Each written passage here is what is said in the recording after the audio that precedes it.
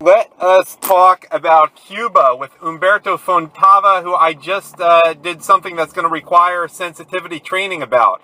I had assumed that we were talking at 3:30 p.m. Eastern Standard Time. I said Eastern Time, and because, of his interest in Cuba, I just figured he's from Miami. And I said, hey, where are you? But apparently he lives in New Orleans. So, Humberto, I hope you'll forgive me and still do the interview. Yeah, man, I've been profiled. I'm going to report you to the Southern Poverty Law Center. I'm going to report you. You profile me, man. Yeah, people are interested in Cuban issues and may even be of Cuban descent in places other than Miami-Dade County, apparently. So I apologize I'll have to make it up. Maybe I'll drink a rum and Coke or something later, or whatever. I don't know what would be. They don't have sensitivity training, of course, for anyone who says anti-Cuban things, because that's acceptable, I imagine. Mm-hmm. Yeah, I mean, that's not one of the protected groups, for sure. And let me just tell you a little bit about Humberto. He writes for Babalu Blog, among other places. And Babalu Blog, you heard it for the first time last week on the show when I had Alberto de la Cruz on there. You can follow him on Twitter on hfontova, Fontova.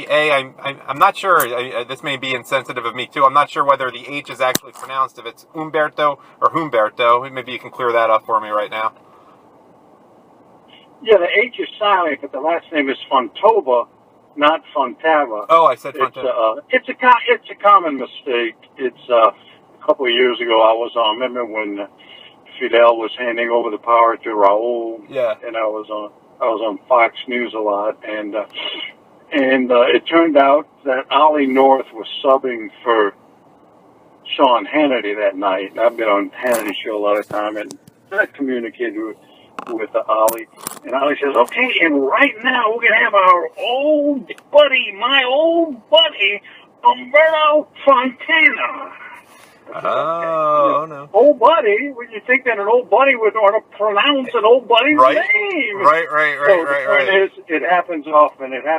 There's not a whole lot of us in the phone book except in Barcelona, Spain, and Havana, Cuba, so you're forgiven. Oh, okay. I didn't realize Barcelona is a big place for Fontovas. I'm pronouncing it correctly. That's where they originated. There's hundreds of them there. Oh, no kidding. And in my defense, my vowels are all mixed up because I did grow up in the Philadelphia area. So, I mean, they're all over the place. So, I don't know if you need sensitivity training the way I do. But to be fair, I'm just saying that about myself. It's interesting you mentioned Barcelona, by the way, because I was reading some of your other articles. I want to get to Jeff Flake, but you gave me an opening there that Antifa is actually connected, ironically enough, given the current news, with Barcelona, Spain. And maybe you could tell the audience a little bit about that, a connection that they may not see. That black and red flag, that black and red flag that you see in Antifa, it actually originated, I believe, in Weimar, Germany, in the late 20s. But it really had its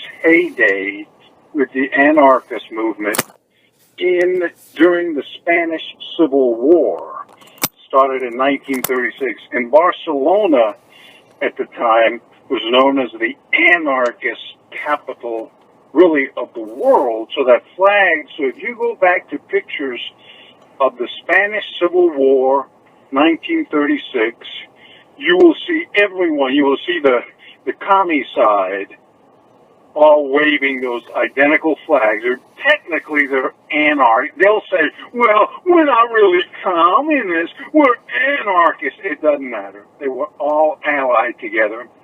And then later in the course of the war, a bit later, the actual Communist Party, the Stalinists, wiped them out, started assassinating the anarchists in both Barcelona and Madrid, every place.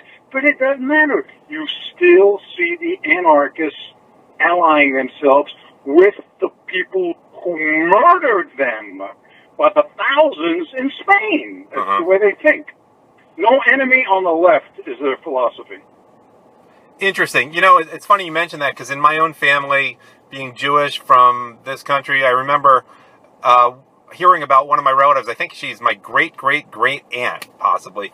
And she was very sensitive that people would call her a communist, as a lot of secular Jewish people were. She said, "I'm not a communist. I'm an anarchist." So it's pretty difficult. Of course, she was in Philadelphia, nowhere near the Spanish Civil War. And by the way, the Spanish Civil War is interesting, as is Weimar Germany, because I think people are starting to learn a little bit more about Antifa and where it has its roots right now. I mean, people don't know a thing about the Spanish Civil War and the atrocities going on there, other than the Nazi atrocities, as popularized in the painting Guernica, I think it was. Okay, this may get you banned from your podcast forever, but let me tell you what happened when I was doing a Spanish radio show. When my book, Fidel, Hollywood's Favorite Tyrant, was translated, it was published in Spain by a publisher in Madrid, and Spain's former First Lady, Ana Botella, was doing the book reading in Spain. I had wanted them to fly me there, but it was released there during the opening week of the duck season, and I wasn't going to miss that for something so trivial as having my books in there. So the point is, I was doing a radio show with a Madrid radio host. He says, "Well, Amado, why is it that while we here in Spain were able to defeat the communists, meaning, the Spanish Civil War, why is it that you folks and Cubans, why is it that you Cubans were never able to do it?" I said, it's a very simple answer. You guys had much more reliable anti-communist allies than we did. You guys had Hitler and Mussolini. We had John F. Kennedy. Right. Boom! Boy, that would be fecal matter hitting the fan, people calling in. So, but that's exactly why they won. Franco's people won primarily because they got aid from Hitler and Mussolini. We didn't have anybody like that on our side when we were fighting Castro. We had John F. Kennedy who sold us down the river. Yep. That raises a question, because Italy was almost a liability during World War II once it became World War II, which actually the anniversary of that is tomorrow, September 1st, would be the 78th anniversary. But Mussolini was actually an asset at that point to the Spanish Civil War. In the Spanish Civil War, it was, because it was mainly in the form of supplies. As a matter of fact, Franco's people, Franco's troops, the Italians had the initials CVT, were the initials for I think it's Gruppo Volontario Italiano something, I forget the exact, but the point is, and so the Spaniards, Franco's people, translated to mean "Cuando te vas?" When are you leaving? Just leave your guns, leave your tanks, leave your planes, and please get the heck out of here, because you folks don't know how to fight. So it was valuable to Franco in the form of supplies primarily. One other interesting thing you pointed out that I've heard about in the past is the atrocities that were coming from the left, not just the Franco side, in terms of rape of nuns and some other things. You wrote about that at the blog. Can you tell people who just don't know that much about it a little bit about that? And also how Orwell's views were shaped by his time over as a volunteer in the Spanish Civil War, just as we enlighten people a little bit here. Well, no, they started, the atrocities started on the left. Franco's rebellion was a reaction against the atrocities from the left. Lenin always said that Spain was going to be the next Soviet. So the Soviets had set their sights on Spain very early in the game, probably from about 1920-21. And Franco and his boys said, we got another thing coming here, baby. And they wiped out. They didn't listen. They forgot about political correctness. In essence, what Franco and his people did is they gave the commies a taste of their own medicine. That's the only way to defeat them. Same as Pinochet did in Chile. Look at Venezuela. Oh, they're having referendums. Oh, we're going to have a vote. Forget it. When you got communists ruling you, the only way to get rid of them is the way Franco did, the way Pinochet did, and the way Pilsudski did in Poland. Give them a taste of their own medicine. So history is proof of that. So basically, are you listening, President Trump, though we don't even know where he is right now, what really does need to happen in dealing with Antifa, whether in Berkeley, wherever, right now. I mean, the whole Well, movement. this is different. We're a democracy. We've got a different traditions. But no, simply in Berkeley and other places, well, they're already getting a brief taste of their own medicine. And I think President Trump expressed it perfectly. You know, he put both sides. He said, hey, you know, he really placed the blame, it seemed to me, on the, what he called, I love to hear that term, alt-left. Uh-huh. Really, the alt-right was, just like in Spain in the 1930s, was reacting to outrageous behavior on the part of the left. That's what it was. I think that's what we saw in Charlottesville. Yep. Yeah, but I think the hope is also that one person will be a little deranged, and then they can use that person as a symbol, make a symbol out of him, out of everything, because it's clear from the involvement of the mayor, the police chief, and Terry McAuliffe that that's what was intended to. Okay, I have you for a couple more minutes. I want to get into Jeff Flake, who is not that prominent among Republican Rhino senators. He's certainly not at the Mitch McConnell, John McCain level, but he seems like he might be every bit as bad. And one thing people don't know about him is how he's been kissing Cuba's ass, basically. And you, at the blog, your most recent post, have brought some attention to that. And I want people to be aware of that. So maybe you can tell us a little bit more. Well, I have labeled Jeff Flake often as the Castro regime's hardest working agent on Capitol Hill.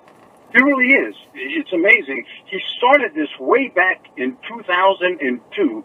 He started something called the Cuba Working Group, where he allied with, typically commie-leaning Democrats, Charles Rangel and a few others. I forget their names. Mm-hmm. But he has been championing, the Castro regime by, championing the end of the so-called Cuba embargo. We don't have nearly enough time to discuss that today, no. But he's been calling for the end of the Cuba embargo and championing everything that favors Castro for going, think about it, do the math, for 2002. Now, it was one thing to have done that, to say, well, gosh, if we start letting people travel to Cuba and we start letting Americans send dollars by remittances to Cuba, gosh, that will just blindside the communists.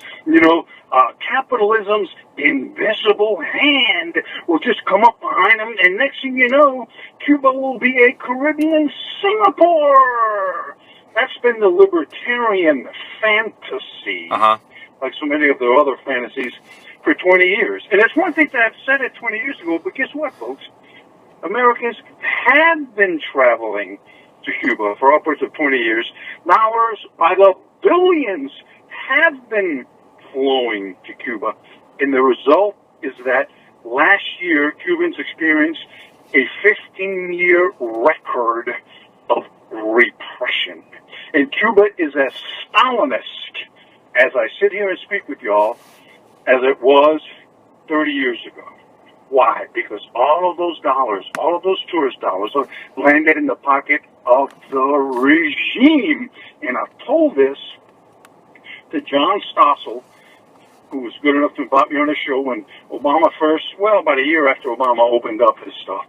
Oh, Humberto, where you got that? And he had me on with him, who's a libertarian, and a libertarian Cuba expert. Expert.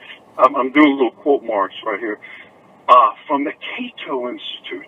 And I said, look, I'll happily take both of you guys on with half my brain tied behind my back. And I did it. And I said, things are going to get worse. That's for those of you in Rio Linda.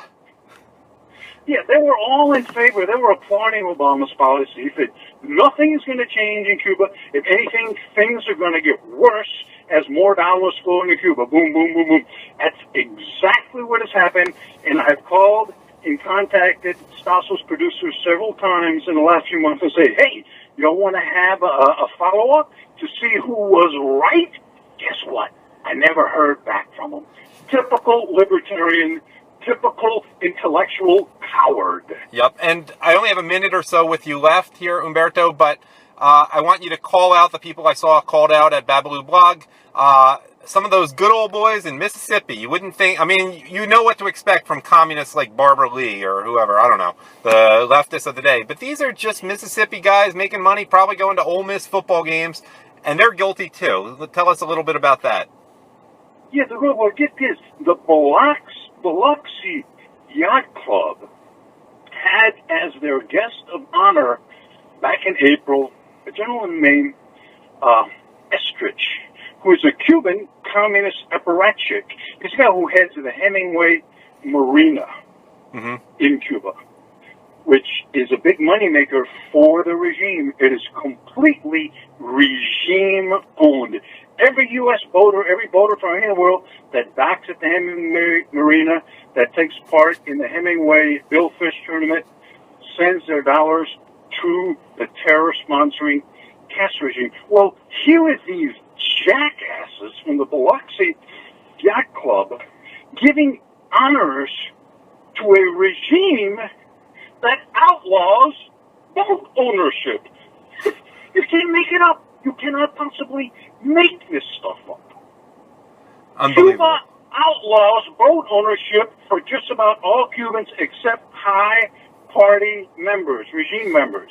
And yet here's the Biloxi Yacht Club honoring these people with a banquet, with awards and so forth. You cannot make this up. No, you can't. It's amazing how much... Saturday Night Live skit is the only way, or a Monty Python skit is the only way to do justice to such unbelievable stupidity. Well, we know with Saturday Night Live's political correctness, you know, state-sanctioned satire, they won't be doing it anytime soon. But it's great having you on. People can follow Humberto Fontova at Babalu blog, which is BABULO. BABALUBLOG.com. A lot of great stuff on there about Latin America and the Spanish-speaking world. And also, you're on Twitter at HFONTOVA. Anything else I should mention before I let you go? Well, just if you either put Humberto with an H in the front or Fontova on Google, my website's the first thing that comes up. And my weekly columns at Town Hall and Front Page, daily columns, of course, all come up there. So if anybody's interested, they can do that. All right. Great having you on. Thanks for joining me.